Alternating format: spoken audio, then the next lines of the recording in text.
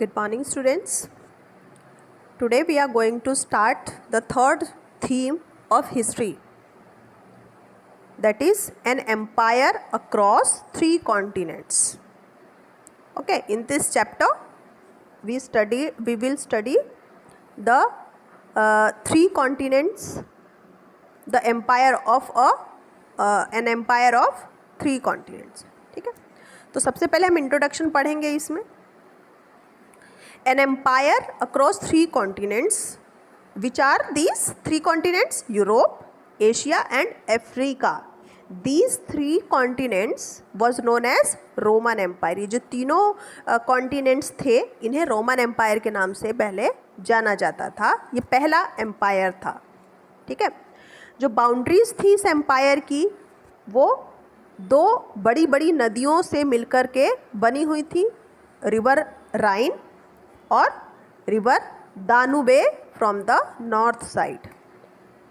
Okay, south में जो boundaries थी वो बहुत एक्सपेंडेड डेजर्ट से बनी हुई थी जिसे सहारा डेजर्ट कहा जाता है. तो इन शॉर्ट हम क्या कहेंगे कि जो रोमन एम्पायर था जो यूरोप, एशिया और अफ्रीका से मिलकर बना हुआ था, इसके नॉर्थ साइड में दानुबे और राइन रिवर था और इसके साउथ में सहारा डेजर्ट था, ईस्ट में यूफ्रेट्स और वेस्ट में अटलांटिक ओशन.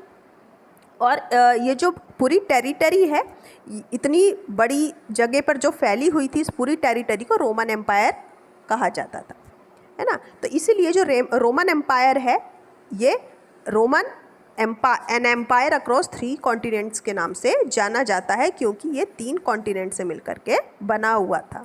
मेडिटेरेनियन सी जो है रोमन एम्पायर का हार्ट माना जाता था.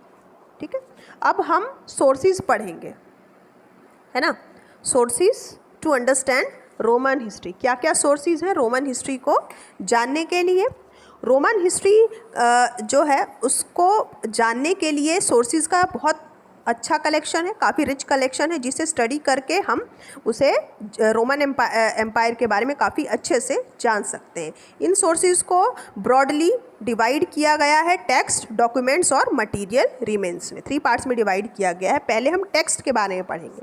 तो जो टेक्सटल सोर्सेज हैं उनमें अलग अलग जो पीरियड्स रहे हैं, कंटेम्प्ररी पीरियड जो रहे हैं उसमें लिखी गई हिस्ट्री है ना.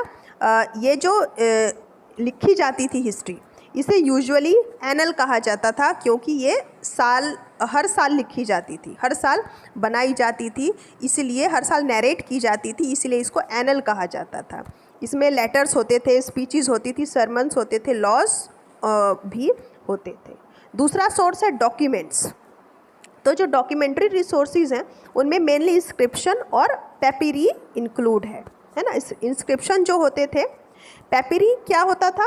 पेपिरी जो एक तरह का एक पेड़ होता था जिसकी पत्तियों के रस से लिखा जाता था, लिखने का मटेरियल बनाया जाता था, इसलिए उसे, क्योंकि वो पेपी ट्री से बना होता था इसलिए उसको पेपैरी कहा जाता था, है ना. तो डॉक्यूमेंट्री सोर्सेज में क्या क्या इंक्लूड है? इंस्क्रिप्शन और पेपिरी. इंस्क्रिप्शन जो है वो यूजुअली स्टोन्स पर कट करके लिखे जाते थे और इसीलिए लंबे समय तक सरवाइव करते थे. दोनों ही ये ग्रीक और लैटिन दोनों ही भाषा में लिखे जाते थे. जो तीसरा सोर्स है मटेरियल रिमेन्स. तो मटेरियल रिमेन्स में बहुत ही अलग अलग चीज़ें होती थी जैसे कि जिन्हें आर्कियोलॉजिस्ट ने डिस्कवर किया था एक्सकेवेशन के थ्रू और फील्ड सर्वे के थ्रू.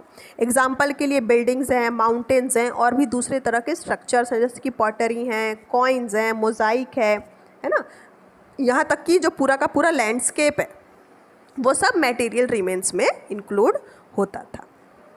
अब जो हम पपायरी पीछे पढ़ रहे थे, पपायर है ना, तो हम पढ़ेंगे कि पेपिरस क्या है ना, और पेपिरोलॉजिस्ट क्या होती थी. तो इसके बारे में हम जानते हैं.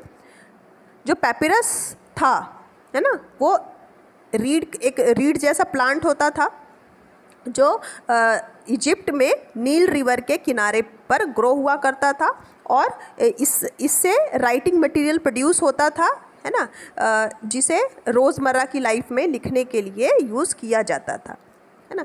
Thousands of contracts, accounts, letters and official documents survive on papyrus. हज़ारों की संख्या में जो कॉन्ट्रैक्ट्स थे, अकाउंट्स थे, लेटर्स थे, ऑफिशियल डॉक्यूमेंट्स थे, वो सब पेपिरस पर डिपेंड करते थे और पब्लिश होते थे स्कॉलर्स के थ्रू, जिसे पेपिरोलॉजिस्ट कहते थे जिनको, ठीक है। जो लोग पेपिरस को यूज़ करते थे राइटिंग के लिए और पब्लिश करते थे, उन्हें पेपिरोलॉजिस्ट कहा जाता। तो आपको समझ में आया पेपिरस क्या है और पेपिरोलॉजिस्ट क्या है। Now division of Roman empire. Roman empire का डिवीज़न क्या था, है ना। रोमन एम्पायर को हम 2 फेजेस में डिवाइड कर सकते हैं, अर्ली एंड लेट, है ना। तो divided by the 3rd century as a sort of historical watershed between them. किस बेस पर इनका डिवीज़न किया गया है, उनके बीच में जो वाटरशेड होता था, इसके बेस पर इनका डिवीज़न किया गया। दूसरे शब्दों में हम कहें तो ये जो पूरा पीरियड है ना, वो 3rd century का एक मेन पार्ट है, जिसे हम कह सकते हैं अर्ली एम्पायर, और जो पीरियड 3rd century के बाद का जो एम्पायर था, उसे हम क्या बोल सकते हैं, लेट एम्पायर, ठीक है। The political history of Roman empire and the early empire. अब हम हिस्ट्री पढ़ेंगे रोमन एम्पायर की। जो रोमन एम्पायर था, है ना, वो एक टेरिटरीज़ का मोज़ाइक था, मतलब बहुत सारी टेरिटरीज से मिलकर बना हुआ था, और यहाँ पर जो कल्चर्स थे, है ना, वो एक दूसरे से बंधे हुए थे, क्योंकि वहाँ पर कॉमन गवर्नमेंट सिस्टम था, है ना। वहाँ की जो गवर्नमेंट थी वो कॉमन थी, इसलिए वहाँ का जो कल्चर था वो एक दूसरे से जुड़ा हुआ था, एक जैसा कल्चर था। All those who lived in the empire were subjects of a single ruler. उस एम्पायर में जितने भी लोग रहते थे, इन तीनों टेरिटरीज़ में, कौन कौन सी, यूरोप, एशिया और अफ्रीका, है ना। तो यहाँ जो लोग रहते थे वो सब एक ही राजा की प्रजा होते थे। जो एम्परर था, है ना, जो एम्परर जिस भाषा को बोलता था वही भाषा सब लोग बोलते थे, और जैसा वो एम्परर रहता था उस वैसे ही सब रहते थे। Okay. Many languages were spoken in the empire. बहुत सारी लैंग्वेजेस वहाँ पर एम्पायर में बोली जाती थी, लेकिन एडमिनिस्ट्रेशन के पर्पस से लैटिन और ग्रीक भाषा ही मोस्टली यूज़ की जाती थी, ठीक है। Regime established bye Augustus the first emperor, है ना। रोम का जो पहला एम्परर था वो कौन था, ऑगस्टस को माना जाता है, जो 27 BCE में राजा बना था, है ना। उसको प्रिंसिपेट, उसके पहले प्रिंसिपेट उसको कहा जाता था। हालांकि जो ऑगस्टस था वो सोल रूलर था वहाँ का, और केवल जो रियल सोर्स थी अथॉरिटी के, जो फिक्शन था, वो उसके पास थे, that he was actually only the leading citizen princeps in Latin. Principate का मतलब क्या होता है, प्रिंसिपेट जो है प्रिंसिप, लैटिन के प्रिंसिप वर्ड से बना हुआ है ना। तो प्रिंसिपेट कहा जाता, और जब राजा ऑगस्टस जो था, उसे ऑगस्टस के राजा बनने के पहले जो अथॉरिटीज़ होती थी उनको प्रिंसिपेट कहा जाता था, क्योंकि प्रिंसिपेट का मतलब होता है प्रिंसिप मतलब लीडिंग सिटीज़न, जो सिटीज़न को लीड करता है ना। तो ये एब्सोल्यूट रूलर नहीं हुआ करते थे, और ये जो सीनेट को रिस्पेक्ट देने के लिए ही इनको बनाया जाता था।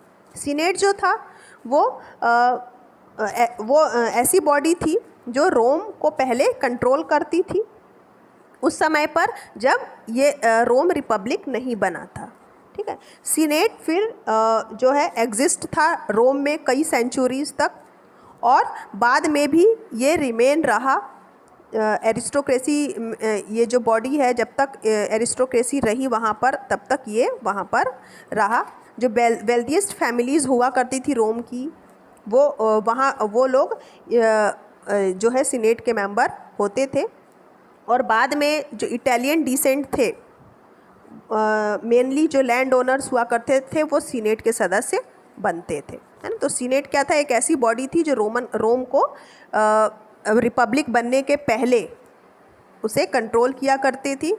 और जो सीनेट के मेंबर्स होते थे, जो ऑर्गेनाइजेशन को, जो इस एडमिनिस्ट्रेशन को चलाते थे, वो मोस्टली वेल्दीएस्ट धनी परिवार के लोग होते थे या फिर इटालियन डिसेंट्स होते थे, जो मेनली ज़मींदार होते थे, बड़े बड़े लैंड ओनर्स हुआ करते थे।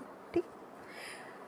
Next to the emperor and senate, emperor राजा और सीनेट के बाद जो तीसरा इंस्टीट्यूशन था रोमन एम्पायर का, वो क्या था, institution of imperial rule was the army, सेना।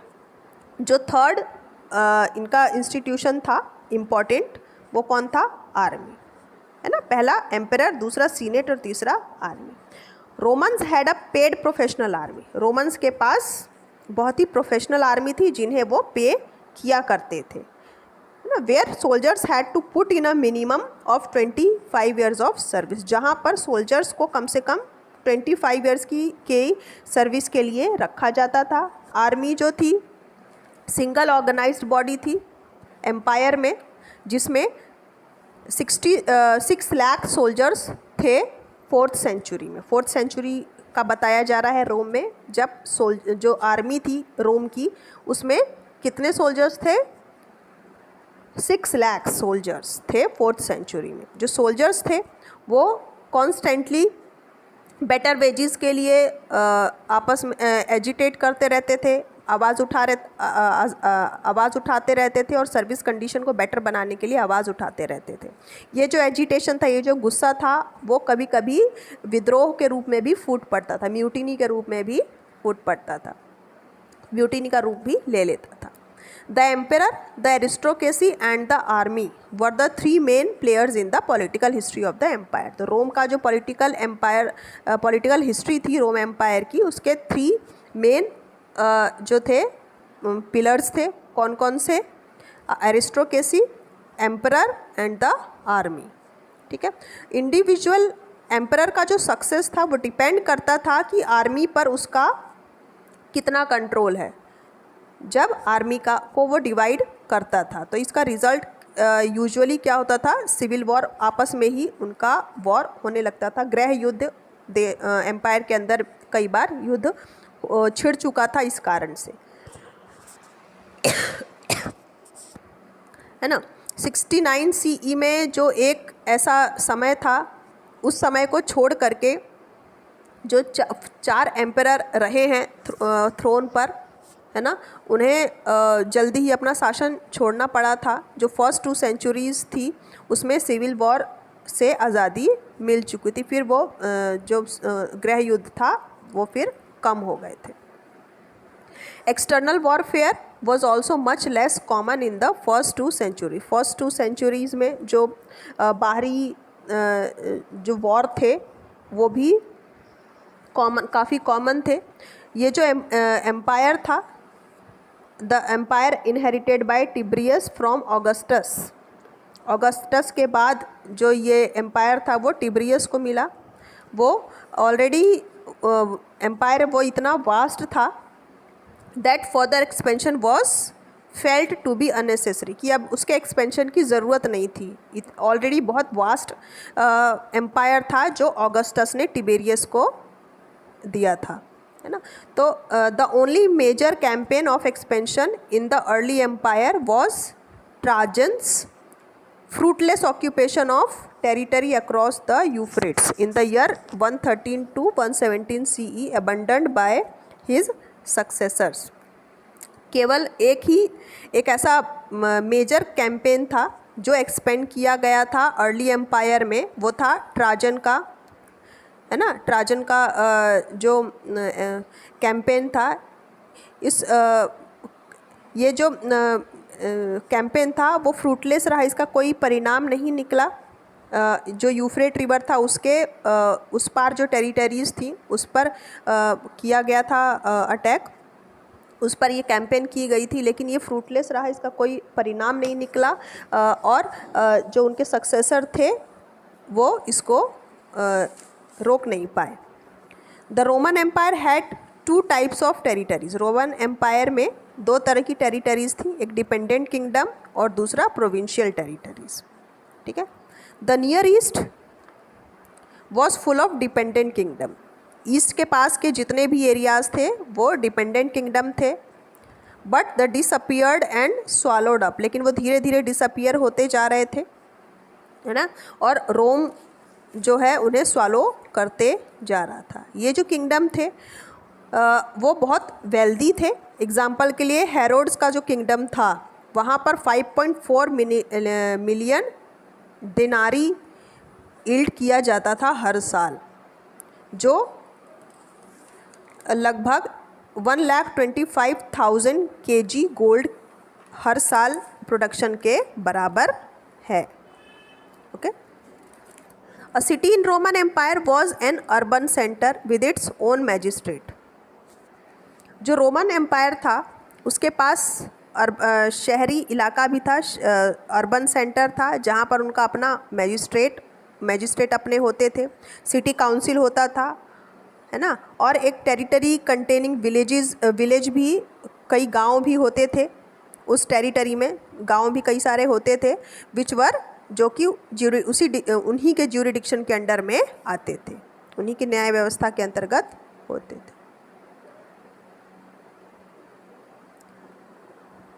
Thus, one city could not be in the territory of another city, है ना। तो एक शहर जो था वो दूसरे शहर के अंडर में, दूसरे टेरिटरी के ज्यूरिडिक्शन में नहीं आता था, लेकिन जो विलेजेस थे वो ऑलमोस्ट जो थे उनमें ऐसा ही होता था। Villages could be upgraded to the status of cities. जो विलेजेस थे धीरे धीरे अपग्रेड होते गए और वो शहरों में बदलते गए।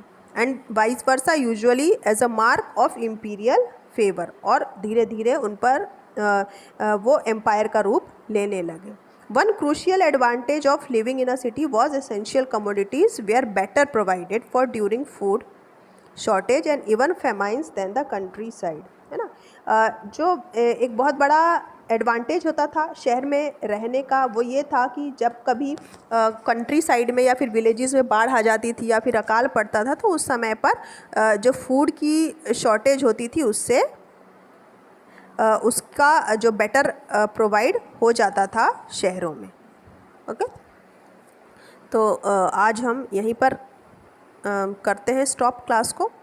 इतना आप लोग अच्छे से रीड कीजिए, एक्सप्लेनेशन को ध्यान से सुनिए। नेक्स्ट जो है द 3rd सेंचुरी क्राइसिस हम नेक्स्ट क्लास में पढ़ेंगे। Okay, good day.